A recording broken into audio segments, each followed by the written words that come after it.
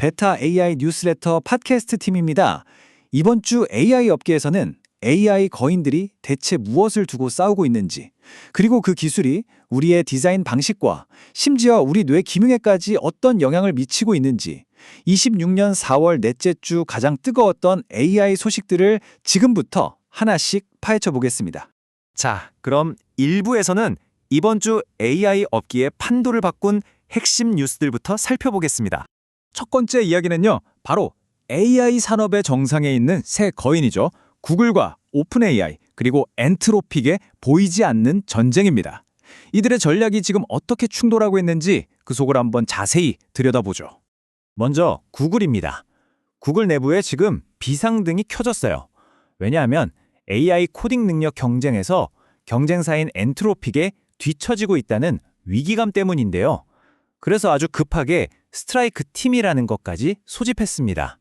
근데 이게 단순히 성능 좀 개선하자는 차원의 이야기가 아닙니다. 더 큰 그림이 숨어 있어요. 이 움직임의 중심에는 누가 있냐면요, 바로 구글의 공동 창업자 세르게이 브린이 있습니다. 그가 직접 나선 거죠. 그가 꿈꾸는 최종 목표는 바로 AI 테이크오프, 그러니까 AI가 인간의 개입 없이 스스로를 발전시키는 단계입니다. 정말 공상과학 영화 같죠?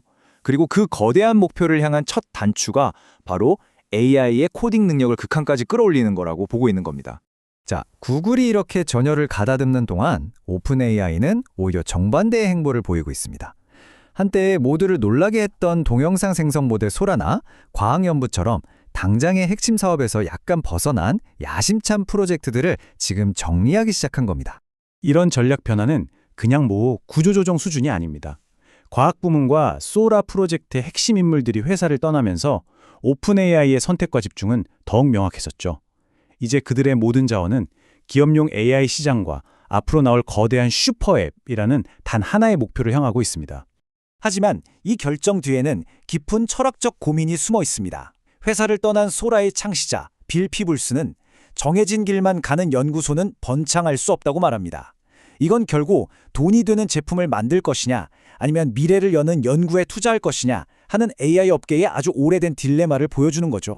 다음은 정말 좀 이상한 약간 스파이 영화 같은 이야기입니다.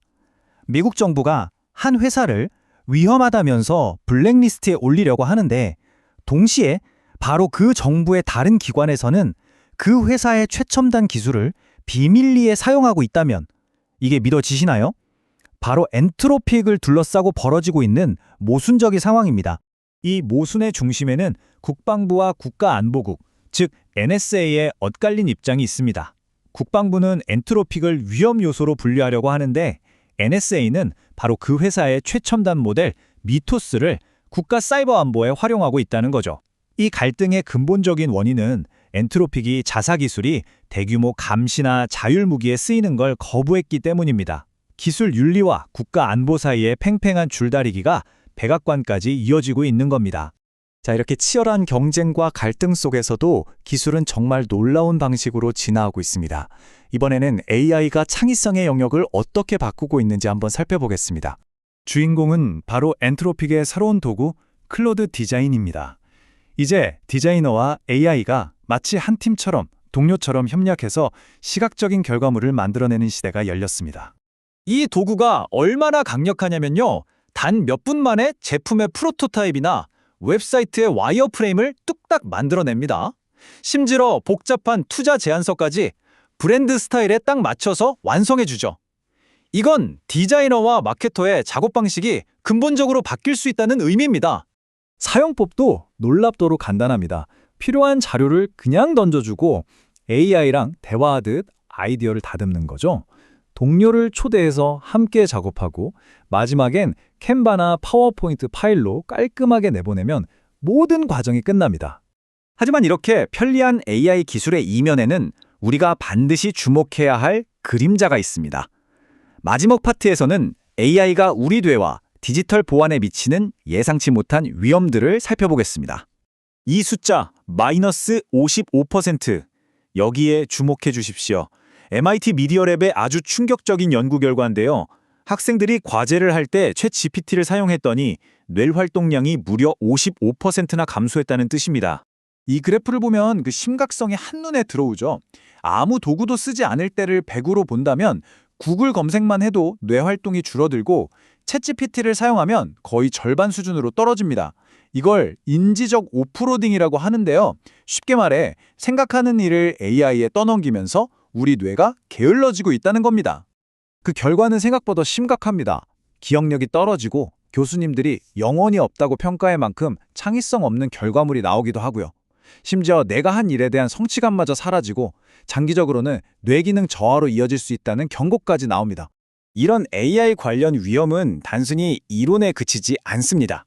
마지막 소식은 실제 해킹 사건을 통해 AI가 어떻게 새로운 보안 위협이 되고 있는지를 보여주는데요. 웹 개발 플랫폼 버셀에서 발생한 사고입니다. 해킹의 원인은 놀랍게도 업무 효율을 위해 사용하던 제3자 AI 도구였습니다. 이 도구에 부여된 접근 권한이 탈취되면서 해커에게 모든 문이 열린 셈이죠.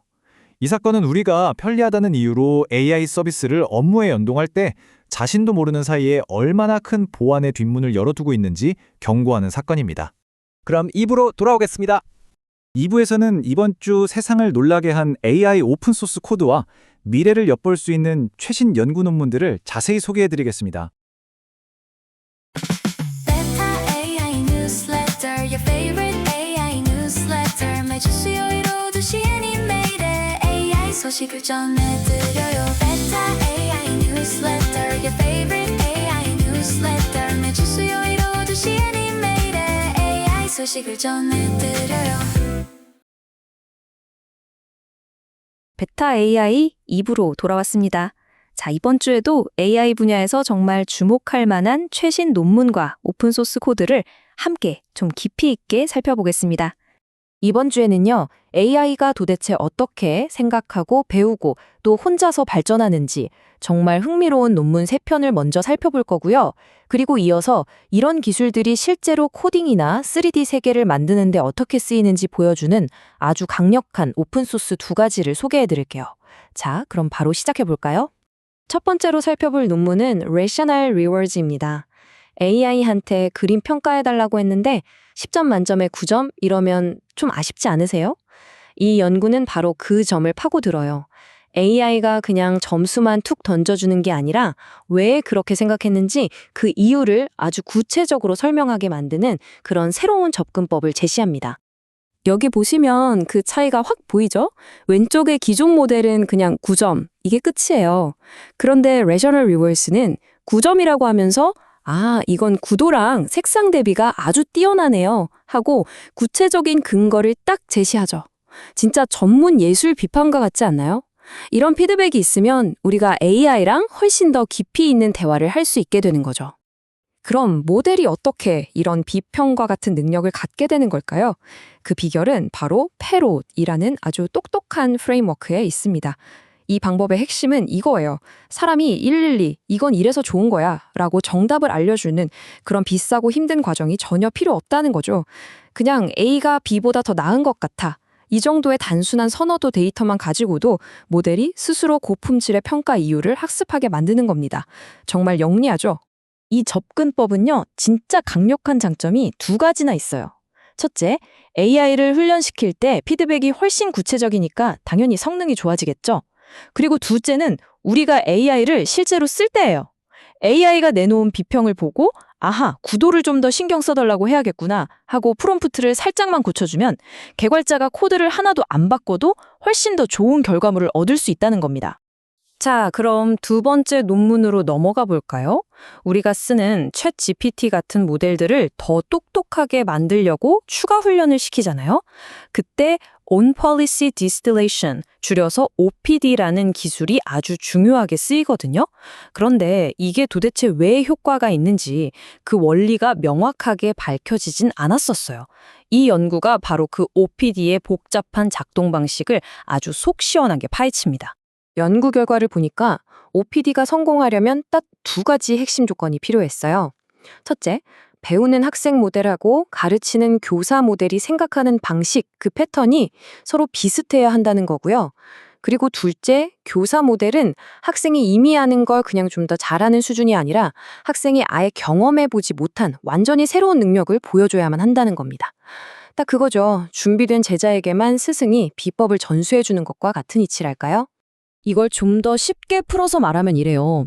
성공적인 가르침이라는 건 학생 모델이 문장을 막 만들고 있을 때 스승 모델이 옆에서 이 다음엔 이 단어가 오는 게 제일 자연스러워 하고 딱 짚어주는 것과 같아요.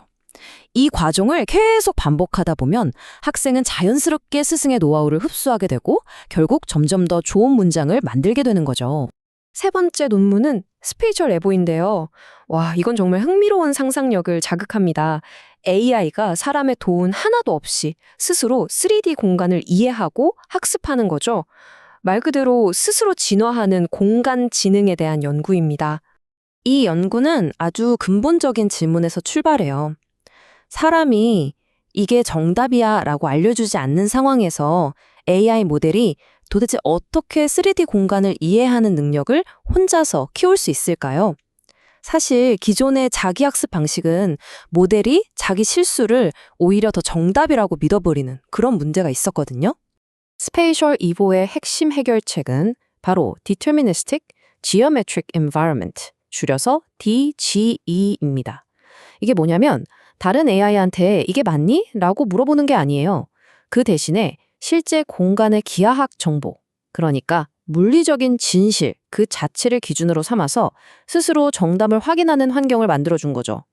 비유하자면 AI한테 자와 각도기를 딱 쥐어주고 네가 직접 세상을 측정해봐 라고 하는 것과 같습니다. 스페이셜 리보는 마치 두 개의 자아를 가진 것처럼 작동해요. 한쪽은 3D 공간에 대해서 계속 어려운 질문을 던지는 질문자가 되고요. 다른 한쪽은 그 답을 찾아내는 해결사가 되는 거죠. 이 둘이 서로를 계속 단련시키면서 함께 진화하는 겁니다. 여기서 제일 똑똑한 부분은 이거예요. 시스템이 내가 방향 감각이 좀 약하네 하고 스스로 약점을 찾아내서 그 부분만 집중적으로 훈련한다는 점이죠. 자율주행 로봇이나 가상현실 환경을 만드는데 아주 중요한 실마리를 제공할 수 있을 것 같아요. 자, 지금까지 이렇게 흥미로운 이론들을 살펴봤는데요. 이런 이론들이 어떻게 실제 코드로 구현돼서 우리 손에 강력한 도구가 되는지 지금부터는 정말 주목할 만한 오픈소스 프로젝트 두 가지를 살펴보겠습니다. 네 번째로 소개해드릴 건 최신 코딩 능력에 완전히 집중한 오픈소스 모델, 바로 키미 K.6입니다. 이 K2 2.0은요, 복잡하고 긴 코딩 작업을 혼자서 척척 처리하고요, 또 여러 에이전트들이 팀처럼 협력해서 문제를 해결하는 능력까지 갖추고 있습니다. 특히 러스트나 고, 파이썬 같은 다양한 언어에서 아주 뛰어난 성능을 보여주는데요.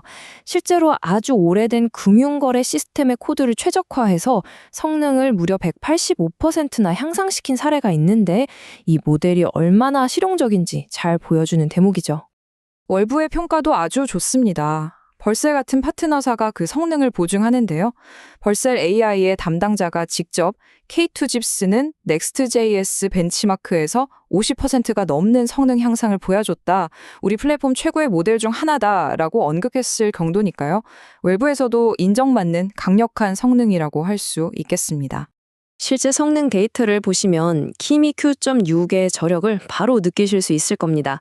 특히 저기 SWE 벤치 프로처럼 실제 소프트웨어의 복잡한 문제를 해결해야 하는 아주 까다로운 벤치마크에서 클로우드나 제미나이 같은 세계적인 모델들을 앞서는 점수를 기록했다는 게 정말 대단하죠. 오픈소스 모델이 이 정도 수준까지 왔다는 건 정말 의미 있는 일입니다. 자, 그리고 마지막으로 살펴볼 오픈소스는요, 가상의 3D 환경을 생성하는 프레임워크인 HY 월드 2.0입니다. 하이월드 2.0는 말 그대로 우리의 상상을 현실로 만들어주는 도구라고 할 수 있어요. 노을 지는 해변이라는 텍스트 한 줄, 아니면 여행 가서 찍은 사진 한 장만 있어도 그걸로 그럴듯한 3D 가상세계를 통째로 만들어내거든요. 그냥 풍경만 뚝딱 만드는 게 아니라 그 안에서 직접 움직여보고 시뮬레이션까지 해볼 수 있습니다. 이 과정은 아주 체계적인 4단계로 이루어져요. 먼저 우리 눈앞에 360도로 쫙 펼쳐진 파노라마 풍경을 만들고요. 그 다음엔 그 안에서 어디로 한번 걸어가 볼까 하고 이동 경로를 정합니다. 그리고 우리가 걷는 길을 따라서 주변 풍경을 계속해서 채워나가면서 세계를 확장하고요. 마지막으로 이 조각들을 빈틈없이 싹 이어붙여서 하나의 완전한 3D 월드를 완성하는 거죠. 정말 멋지지 않나요? 실험 결과를 보면 HY 월드 2.0의 성능은 여러 벤치마크에서 다른 오픈소스 모델들 가운데 단연 최고 수준이었고요. 심지어는 비공개 상용 모델인 마블과도 견줄 만한 결과를 보여줬다고 합니다. 오늘 살펴본 기술들을 쭉 돌아보니까 문득 이런 질문이 떠오르네요. AI가 이제 단순히 답만 내놓는 걸 넘어서 비판적인 이유를 제시하고 또 사람의 도움 없이 물리적인 진실을 스스로 검증하고 나아가 인간과 긴밀하게 협업하는 미래. 이런 미래는 과연 우리에게 어떤 의미일까요? 한 번쯤 깊이 생각해 볼 만한 질문인 것 같습니다. 네, 오늘 준비한 소식은 여기까지입니다. 그럼 다음 주 수요일 더 흥미로운 뉴스레터와 팟캐스트로 다시 찾아뵙겠습니다.